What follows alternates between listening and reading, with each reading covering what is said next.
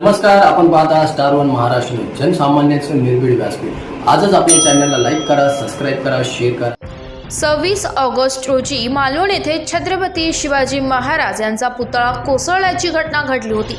या घटनेनंतर पुतळ्याचा शिल्पकार जयदीप आपटे हा फरार झाला होता।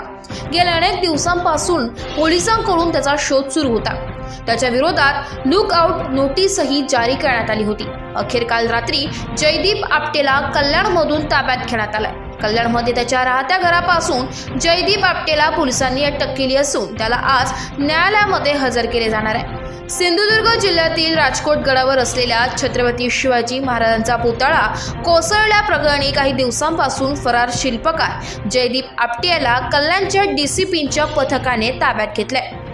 जयदीपला सिंधुदुर्ग पोलिसांच्या स्वाधीन करण्यात आलाय। गेल्या अनेक दिवसांपासून पोलिसांना गुंगारा देत असलेला जयदीप आपटे कल्याणमध्ये आपल्या कुटुंबियांना भेटण्यासाठी आला असता त्याला पोलिसांनी ताब्यात घेतलंय।